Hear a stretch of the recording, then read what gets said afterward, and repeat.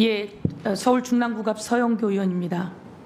대한민국이 어렵습니다. 지금 참 어려워요. 코로나 때도 이렇지는 않았는데 대한민국 경제가 다 망가졌어요. 작년에는 세수 부족이 약 56조입니다. 대한민국에 600조 예산 정도 써야 되는데 그중에 56조가 부족해요.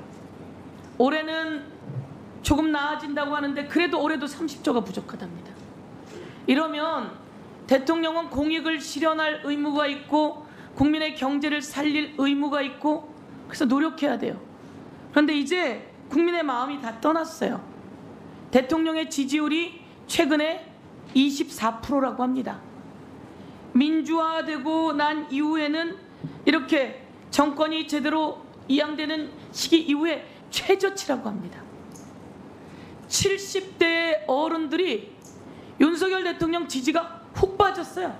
10%가 넘게. 왜 그런지 아세요? 의료 대란 때문입니다. 대한민국 국민의 생명을 지키고 안전을 지켜야 될 의무가 헌법에 있죠. 네.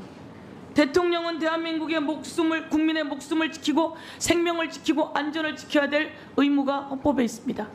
그런데 의대생을 갑자기 2,000명을 늘리라고 하자 전공의들이 빠져나가게 되고 대란이 일어나게 되고 그리고 병원 가도 의사를 찾을 수 없게 되고 이것은 대통령이 국민의 생명과 안전을 볼모로 삼아서 정책을 무대뽀로 밀어붙이는 상황이에요. 그래서 가장 위험하다고 느끼는 70대 어른들의 지지율이 훅 빠졌어요. 이런 상황 속에서 대통령이 국민의 생명과 안전을 지켜야 되는 헌법을 위반하고 있어요. 그리고 자기 부인의 디올백과 같은 상황을 무마하기 위해서 권익위는 황당무계한 논리를 펼치고 있어요. 국가의 기관이.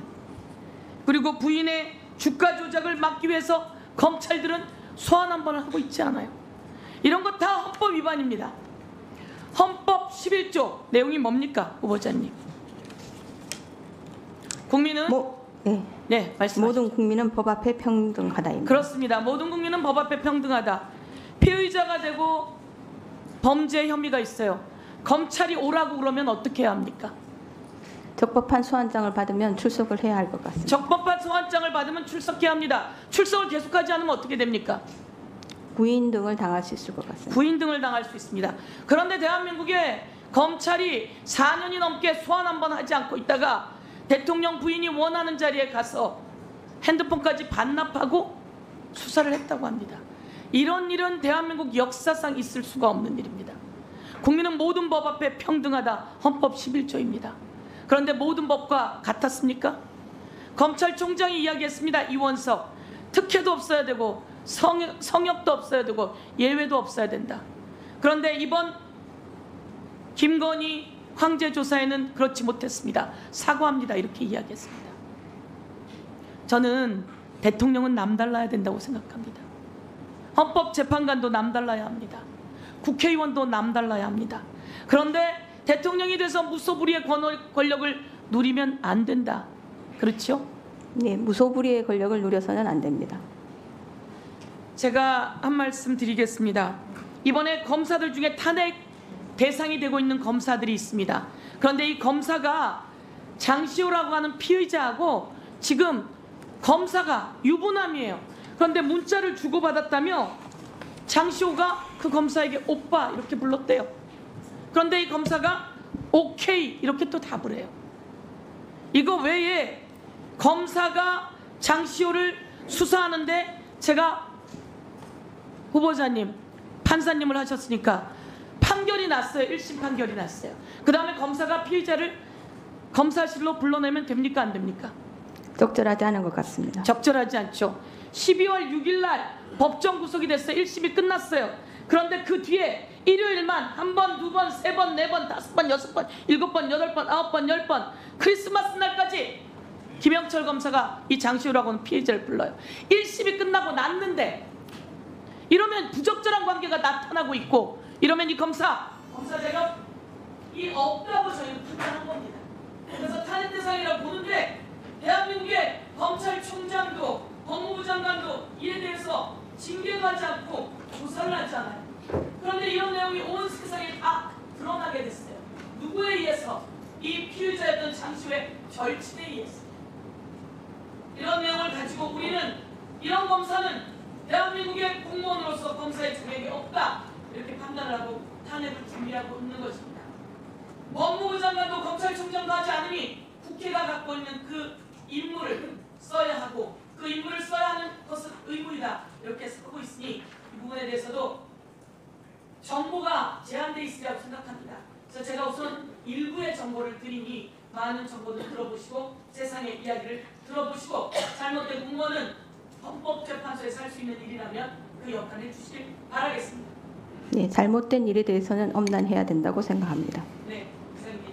네, 수고하셨습니다. 다음은 장동영 의원. 잠시 주목해 주시기 바랍니다. 구독자분들에게 특별한 선물을 준비했는데요. 제가 항상 여러분들께 강조드리는 말씀이 있습니다. 이슈와 뉴스만 꾸준히 챙겨보셔도 충분히 돈을 벌 수 있다고 말씀드리는데요. 여기 보이시는 채널의 영상을 보시면 어떤 생각이 드시나요? 그냥 눈에 보이시는 뉴스와 영상만 보시고 아무 생각이 없으신가요? 그렇다면 저는 잘못된 것이라고 말씀드리고 싶습니다. 그 이유가 무엇이냐면 제가 8월 초에 뭐라고 말씀드렸나요? 지금은 바이오에 관심을 가져야 한다라고 뉴스만 보고 넘기지 마시고 투자를 직접적으로 생각해봐야 한다고 말씀드렸는데요. 이런 썸네일들과 영상을 통해서 충분히 구독자님들께도 전달이 되셨을 겁니다. 이런 바이오 이슈가 되었을 때 부자들은 어떻게 생각할까요? 바이오 관련주는 무엇이 있는지, 어떤 종목이 가장 좋을지, 어디에 투자해야 돈이 몰릴 수 있는지 자연스럽게 생각한다고 말씀드렸습니다. 지난번에 구독자분들과 함께하는 주식으로 수익 내기를 진행했었는데요. 100% 무료로 진행을 했고 이 사진을 보시면 아시겠지만 구독이라는 문자 메시지를 남겨주신 모든 시청자분들께 이렇게 바이오 관련주 중에 가장 급등할 확률이 높은 딱 한 종목을 드렸습니다. 8월 13일에 오정바이오를 추천해 드렸습니다. 여기 나와 있는 사진을 보시면 정확히 얼마에 매수하고 어떤 종목을 사야 하는지 어느 지점에 팔아야 하는지 이런 부분들까지 여러분들에게 정확히 알려드렸는데요. 실제로 많은 분들께서 수입을 보셨습니다. 오른쪽을 보시면 아시겠지만 8월 13일에 오정바이오를 소개해드리고 나서 실제로 며칠이 지나지 않고 이렇게 주가가 상한가가 되었습니다. 당시에도 굉장히 많은 분들이 제가 드린 이 종목으로 수익을 내셨습니다. 지난번과 똑같이 구독이라는 문자를 보내주시면 이번에 이슈가 되고 있는 주식 중에 앞으로 대장주의 구실을 하면서 주가가 가장 크게 상승할 한 종목을 시청자분들에게 문자로 종목명과 사고자 하는 시점을 모두 알려드리겠습니다. 이 영상을 보시고 계시는 시청자분들 중에 종목이 궁금하다 하시는 분들은 남녀노소 시간대 상관없이 이렇게 상단에 번호를 항상 남겨놓고 있습니다. 전화번호 010-802-5235이 똑같이 무료 급등 주식 문자를 보내드리겠습니다. 돈을 받는 것도 아니고 투자를 대신해 드리는 것도 아니고 부담 없이 구독 문자 보내주시면 되십니다. 수익이 나신다면 구독과 좋아요 한 번씩 부탁드립니다.